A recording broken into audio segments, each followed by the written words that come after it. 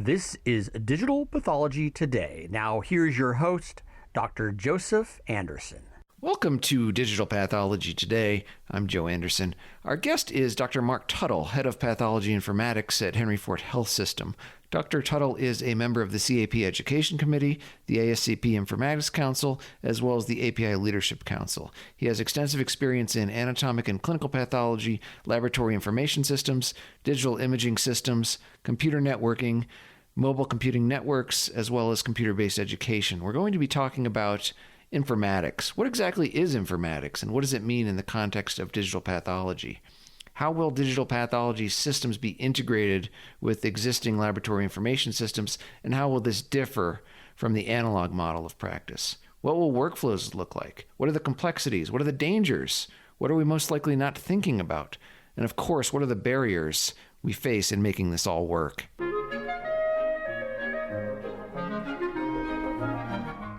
This episode of Digital Pathology Today has been brought to you in part by JAV Advisors. With over 16 years' experience, JAV Advisors focuses on business and management consulting for digital pathology and artificial intelligence in deployment within histology, pathology, and cytology laboratories throughout the world. Call 213-258-6268 for more information. JAV Advisors. Well, Dr. Mark Tuthill, welcome to the podcast. Thank you very much. It's a pleasure to be with you today. Now, tell us a little bit about yourself and your experience and interest in digital pathology and informatics. How did you get interested in this? And maybe tell us a little bit about your journey in going digital at Henry Ford Health System. I got interested in computers really when I was in medical school. And when I went into pathology, I realized that the pathology laboratory is highly computerized, and even at that point in the 1990s had very sophisticated computer systems, and just found myself very interested in how we would use that information technology.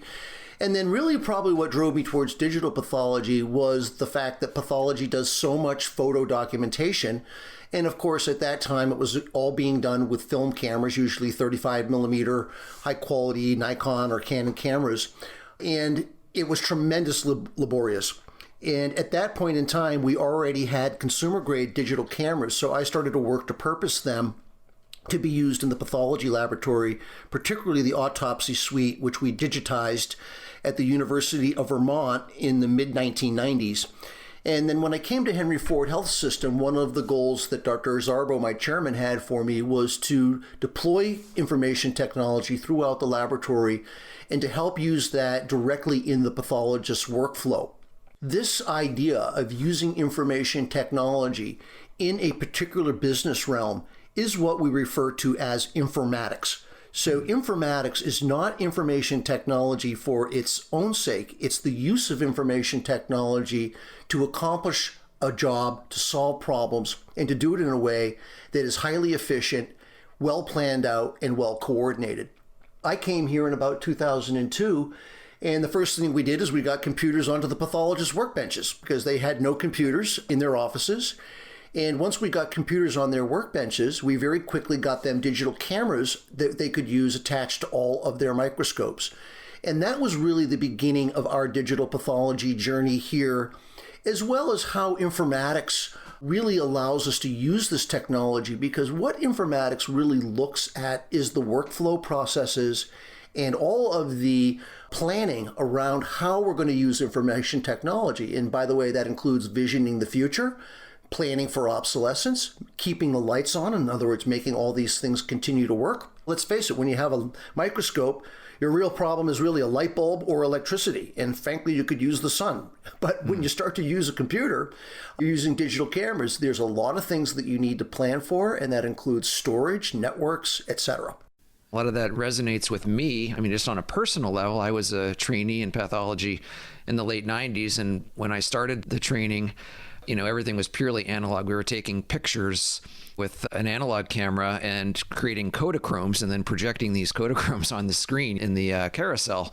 And then by the end of my training, all the residents had a desktop computer, and we were taking static images. And I think that also highlights the idea of digital pathology, or the idea of digitizing these images, has been with us for a long time, 20 years, 30 years, or even more. And now we're kind of seeing the evolution of that. Yeah. Right. And then you also brought up informatics, which I think is intuitively, we know what informatics is. But kind of what's hard to wrap our minds around, or at least for me, is what that looks like in the realm of digital pathology, where it's clear what that means in terms of, the clinical lab, where you could say, okay, your serum sodium is 145, your hemoglobin's 10.0, and informatics is a way, we need to get those results to the clinician who's going to be treating the patient. But what does that mean in anatomic pathology? What we're talking about is an image, which is basically our view under magnification of a sample from a human being, and then a diagnosis, which is at some level just the opinion of a pathologist. So how does that turn somehow into information? You're really describing the idea that in the digital pathology world, which consists of both whole slide imaging devices, but also static images, it's acquiring the images, first of all. Then we transport the images, and that can be done by sneakers or by networks. So by sneakers, I mean someone walks the images down the hall to you on a stick, which is the way we did it in the 90s. And then we got networks that could move these images. So the first thing is acquisition, and then the next part of this is transport. And both of those are informatics activities around what I would call baseline digital pathology behaviors. Once we can actually acquire and transport, then ultimately, of course, we want to do next is store them.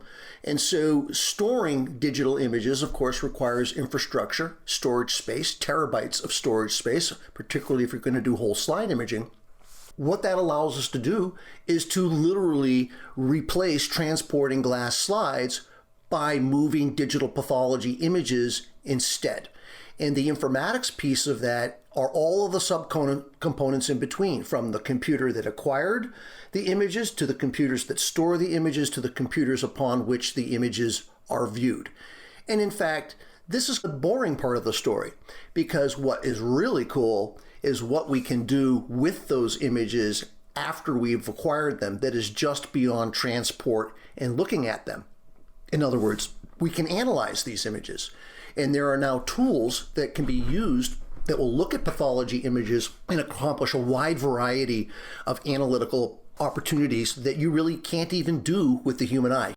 That's, in general, how I conceive of digital pathology, is that there's many applications. And starting off, I called these secondary benefits. So that is the ability to collaborate with someone from a distance remotely, rather than FedExing glass slides, not having to be going by sneakers, as you said, down to your storage closet where you keep all your slides and blocks, really facilitating that process. Or then recalling images if you need to present them for tumor board. If you get a call from a clinician, say, oh, could you look at my biopsy results again and tell me did you miss this, or tell me what you think? It seemed to me like those benefits were not enough to move the needle, which is maybe why it's taking so long to go to a fully digital approach. And then there's workflow aspects, where after you've developed the ability to digitize your images and get all your pathologists to sign out the cases just using their monitor, right? How do you create workflows and triages to get the right cases to the right pathologist at the right time, and then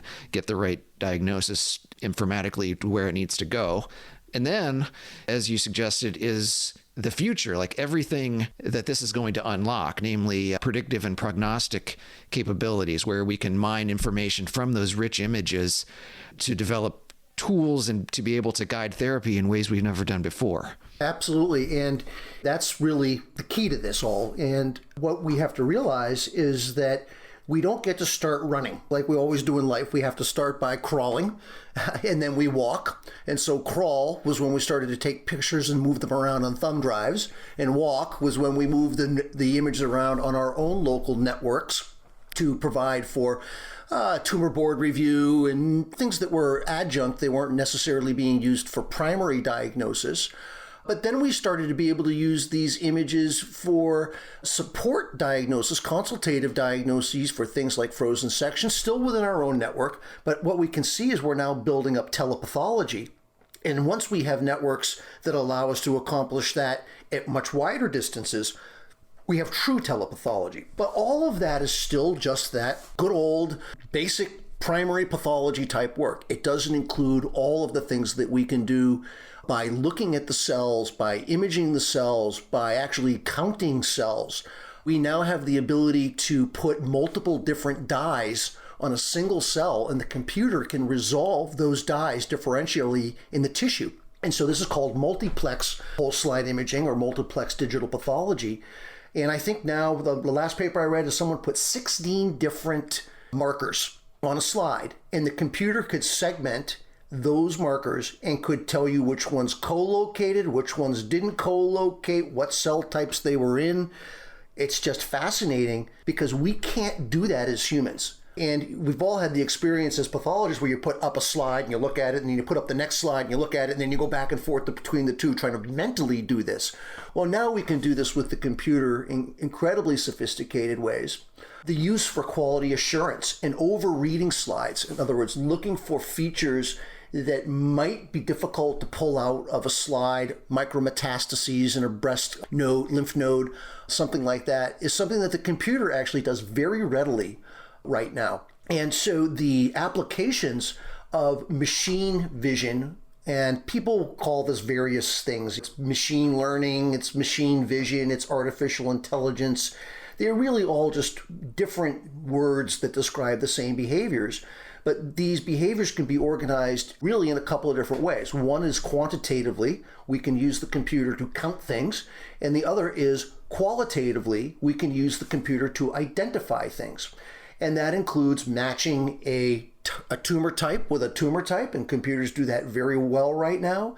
It's actually looking at desmoplastic tissue. Computers do that very well right now. Counting is a given. Counting mitoses, counting cell types, counting immunohistochemistry markers.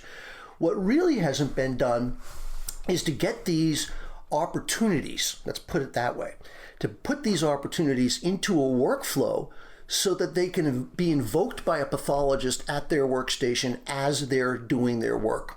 And this is really what the grail of digitizing all of our pathology will lead us to, because once we have it all digitized, now we will be able to evoke plugins or different types of applications right on the screen while we're looking at something that can actually look at and analyze that tissue. But that has not really been well done yet. Right now, it's like you bring up your digital pathology image, you work with it, and then you might take it and push it over here to this program that would give you some image analysis capabilities or some quantitative capabilities. There are very few devices that have this integrated directly into the whole slide image viewer, for example. I see. So a holy grail end-to-end solution, I think, is what we're envisioning at some point in the future, rather than a piecemeal patchwork system where you can pick and choose what you like to use. And we're here today talking about workflows, but you brought up an interesting point that there's things that computers or machines do better than human beings, which isn't necessarily a bad thing. It can allow humans to focus on other tasks and really elevate our game, so to speak, on the whole. But is there a danger of human beings being replaced or certainly diminished in the process? Yeah, this question always comes up when we talk about whole slide imaging and image analysis.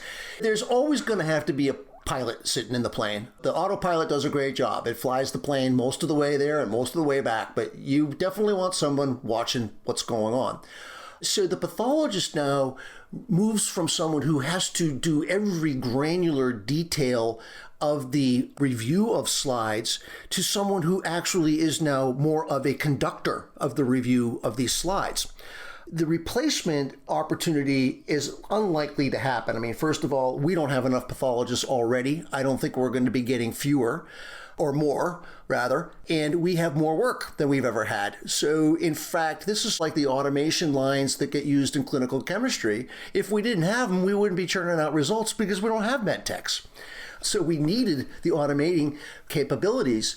And I think we're going to find that digital pathology works the same way, that the pathologist is really the pilot who is running the slides through the system. And then there are decision points in any of these analyses that will need to be made that can only be made by a pathologist. So someone has to decide that we're going to do a molecular analysis of a particular region of this slide. Now, the computer may point it out to you, But the pathologist is the one who actually has to verify and select that particular field, or maybe even the markers that are going to get used, studies that would get ordered based on what you see. So there's plenty of work to get done with image analysis, and artificial intelligence is going to require a lot of effort on the part of the pathologist. That's my take anyway. Could that point us towards an optimistic future where we're going to enhance the role of the pathologist, where the pathologist is going to be somewhat of the maestro or the conductor, and really function more as a high-level physician, really saying, first of all, here's how the diagnosis and all the ancillary studies for your patient need to be handled, and we're in the best position to interpret the data and relay this information to you, the clinician, to make the best treatment decision for your patient. So do you think that this may allow elevation of the role of the pathologist? Pathology may not have been given its due respect in the past, maybe looked at as some kind of low-level technician where they're just spitting out lab results. So can this enhance the profession of pathology? Yeah, I think it does. And suffice it to say, pathologists have always been front and center in particular parts of the world, certainly in oncology and oncologic surgery, where we're doing frozen sections and helping assess margins. It's becoming even more important for pathologists to be involved when we start to talk about molecular pathology, because there's so much information out there and there are so many variant genes. They aren't all the same, and you really need a molecular pathologist to look at that. So when you look at digital pathology and whole slide imaging as part of our workflow, it really once again brings the pathology and the pathophysiology front and center to the process of disease. And so I think not only are we going to be more valued because our contributions to patient care are going to be more direct, and they're going to have impact on therapeutic choices, as opposed to what we have been doing for the last 75 years, which is just saying, it's a zebra. Now we're going to be saying, it's a zebra, it looks like this, it's got infiltrating lymphocytes, it's got these biomarkers, this suggests that this lesion is most amenable to this type of therapy. And so this is actually kind of a fascinating thing. It used to be that pathology didn't really have any direct diagnostic implications. You have this kind of cancer, you get that kind of chemo. But now our immunohistochemistry tests are prognostic predictors of therapy. The same is true with our molecular pathology tests. And if you combine these with digital pathology, which is a given, you must do that, and with whole slide imaging, now we start to open up the details of how tumors and cells are interacting and what therapeutic implications there are. PD-L1 is a great example. We thought it was only relevant for one kind of lesion, but now we're seeing that it has broad relevance, and we've always known about the importance of tumor-infiltrating lymphocytes, for example, in breast cancer. But one of the things that digital pathology has shown us is how important the stromal reaction is to a particular type of tumor, and it now becomes part of the predictive armamentarium that we're providing to clinicians. So I really support that idea, Joe, and I think we're seeing it extensively. Now, the thing that I'm still waiting for to happen is for the next generation to realize how cool pathology is as a subspecialty. We've got the best toys, we've got the most fascinating science, we have such profound impact on so many types of patients, whether you're in AP or CP or heme. Where are those people? So frankly, until we have that problem, I'm not really worried about the pathologists getting replaced, because we need more of them. This episode of Digital Pathology Today has been brought to you in part by DJT Solutions, your single source for all your digital pathology requirements, from consultation services to system requirements, including installation, training, and life cycle support. Since 1995, DJT Solutions. We are your best choice for your best results.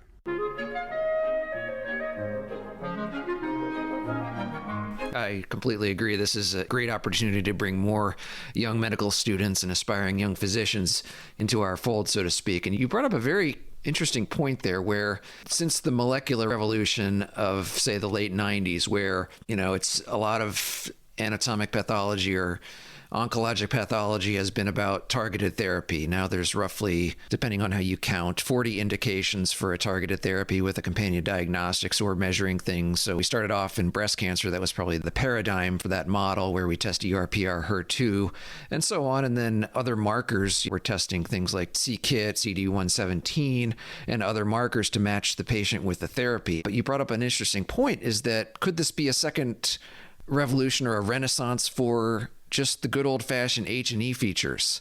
So TILs, for example, tumor infiltrating lymphocytes, tumor grade, the things where we used to measure just with our eyeballs through the microscope, but is now there an opportunity with digital pathology and image analysis to create much better tools in that realm, not even necessarily having to rely on molecular? I think there is. In fact, at the last Digital Pathology Summit that we did live in Pittsburgh last year, it was pointed out by one of the speakers that the predictive impact of sophisticated whole slide imaging with image analysis and artificial intelligence will surpass the genes, because genes still have to be expressed, and genes have a very elegant interaction with one another.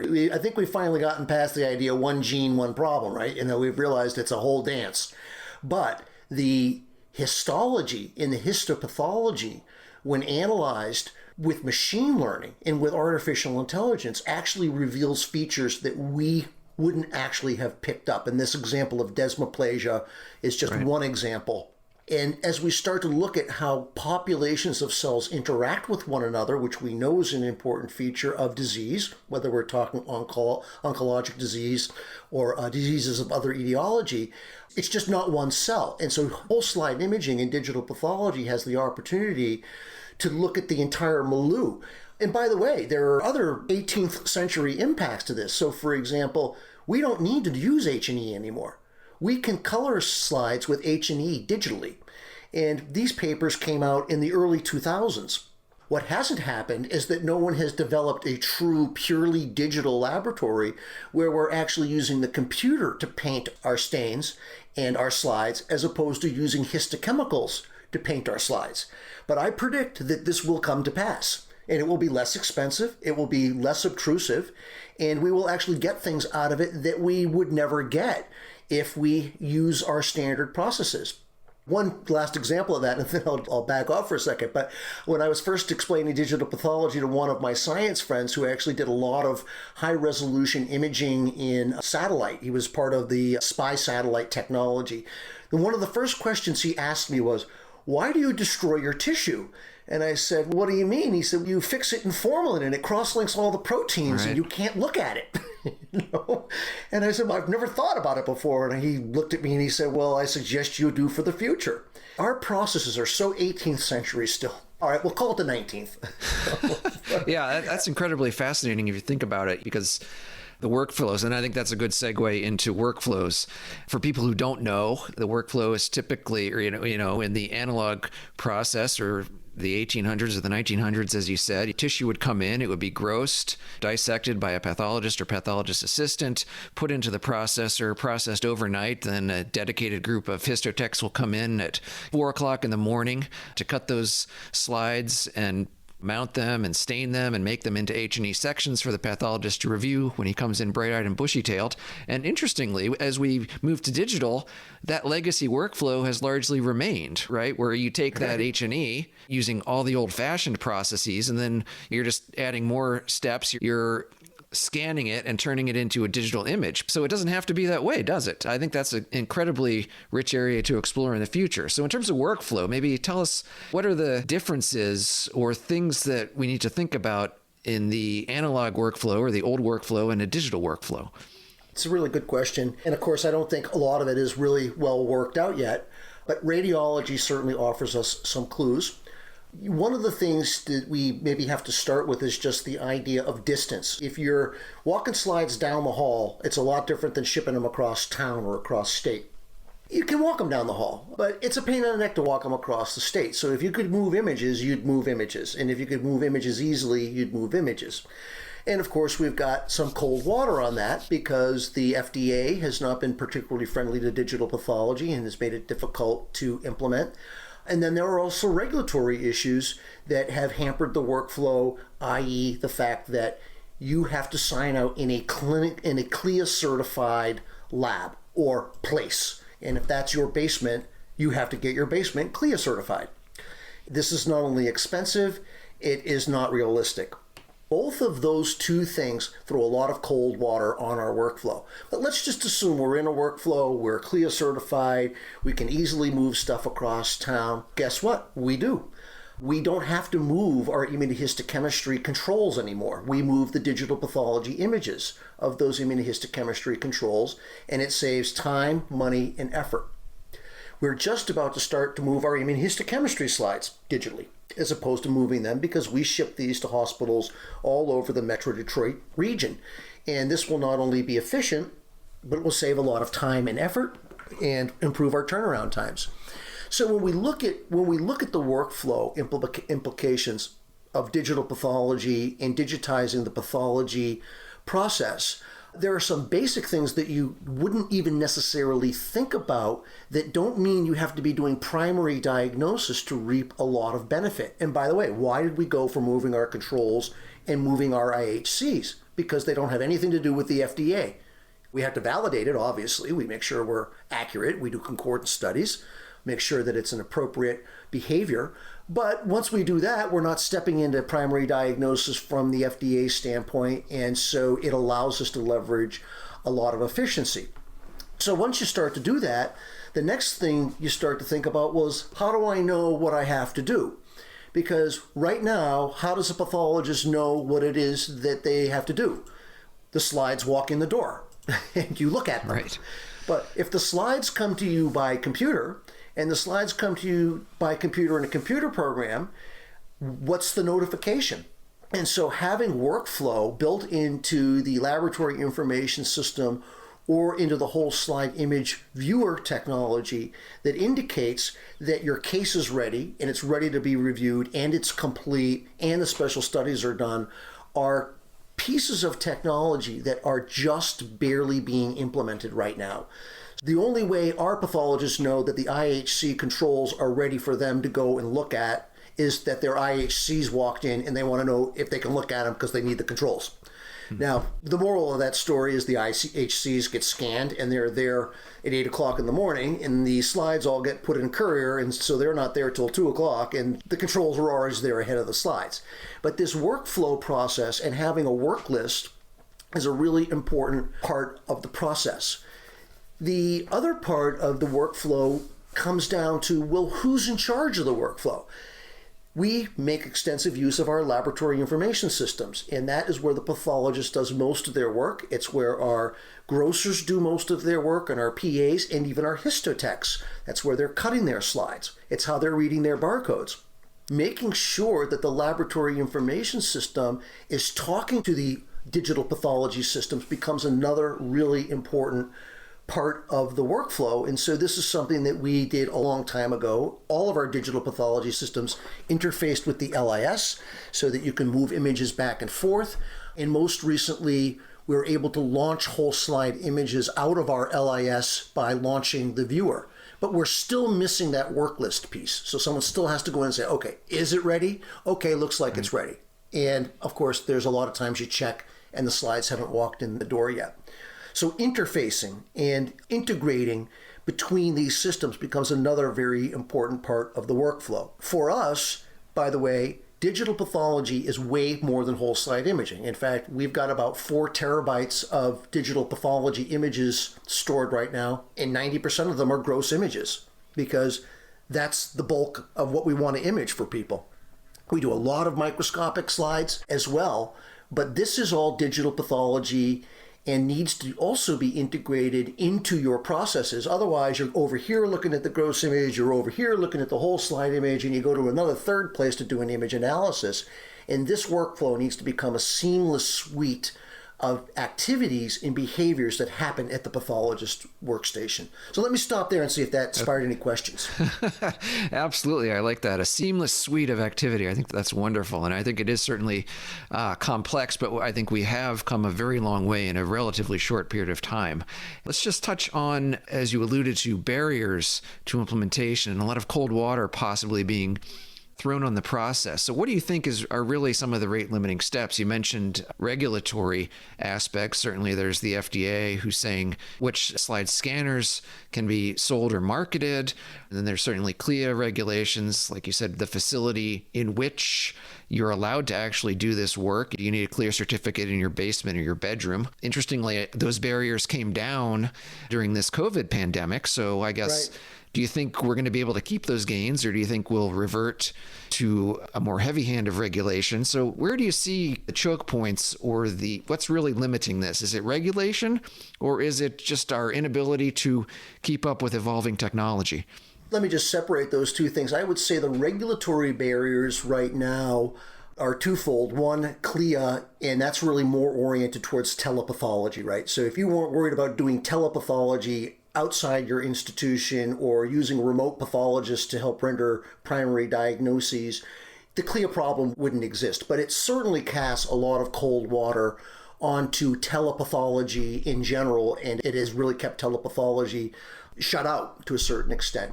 I do think that barrier will remain somewhat relaxed. I can't predict the future, obviously, but I can tell you I am personally and directly involved with conversations with both CLIA and CMS, as well as the FDA, relevant to the whole requirement of having a CLIA certificate and the location of where pathology is signed out in general. Radiology does not have this problem, by the way. But if we're flying in the plane over the four corners out west, where are we? You're in front of a computer looking at a pathology case, and can you make a diagnosis is the only question. So I think that will go away. I have to admit, I have been fighting that battle for almost a decade and was very much gratified at CMS's decisions during COVID.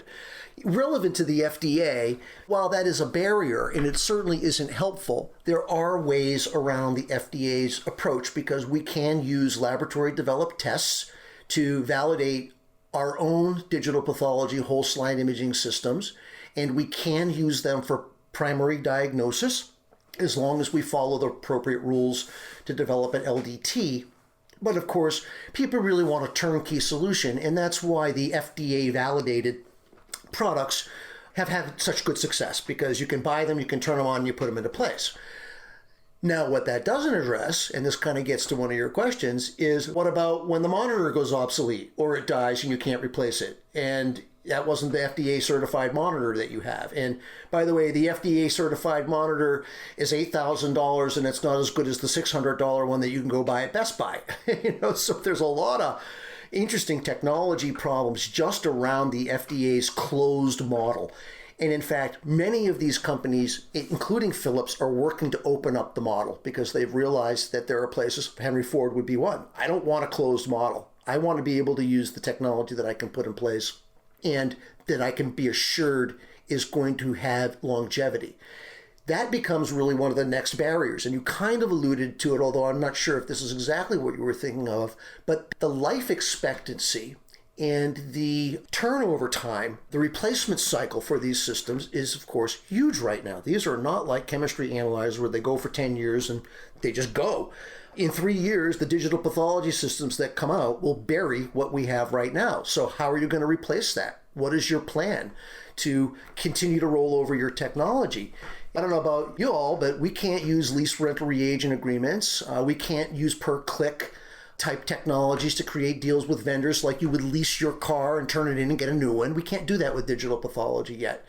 That to me is a real barrier that probably most people are just about to experience. It's coming at them because they are 3 to 5 years in and the technology hasn't blown up yet. So you have to plan for that. And that probably means that you have to have a stable of these devices where Group A is rolling out, Group C is rolling in, and Group B has become the workhorse. There is that churn, technology churn. But all of that said, I think the biggest thing that I have really come across so far is the human resource problem. And that is having people whose job it is to do this in the laboratory that do not compete with what is happening with the analog model. And this becomes really challenging if you just don't go whole hog into whole slide imaging and digital pathology, because you're still living in both worlds. And so that's what we've been trying to do, and it's become almost impossible. The challenges of workforce in histology are a problem anyway, but when you add to that an extra task that doesn't seem to add value to your analog processes, people are not friendly to these ideas. So the places that have been most successful in digital pathology have recognized what we always recognize, is it comes down to the people, and it comes down to the organization of how you're going to do that work, and having dedicated people that show up, and that's what they do. They're imaging techs, and that's what's happening at places that are successful for this. So that's maybe a little bit of a surprising answer, so I'll stop there and let you react. Okay, no, I like that. Yeah, dedicated people doing what they do best. I think that goes a long way. And a lot of moving parts and technologies evolving at a dizzying pace. So, Dr. Mark Tuthill, thank you so much for joining us. Before we wrap up, let me just ask you, what excites you and where do you see this going in the next 10 years? The sky's the limit. I think that we're going to create better pathologic diagnoses. We're going to provide more insight to therapeutics than we ever have in the history of pathology. In fact, I've heard people refer to the golden age of pathology a couple, 2, 3 times. Well, this is like the platinum age of pathology. What really excites me is the way that we're going to be able to combine these diagnostic modalities that have profound therapeutic implications. And I think it's going to help us start to uncover how we break the cycle of some of these diseases that have been so difficult to get around, like breast cancer and lung cancer. And so I think it's just an incredibly exciting time for pathology and for people to choose pathology as a career. Platinum age, I love it. Well, Dr. Mark Tuthill has been our guest. We'll see you next time on Digital Pathology Today. I appreciate the invitation. Have a beautiful day. Oh, thank you. This has been Digital Pathology Today. Please be sure to subscribe. Thanks for listening.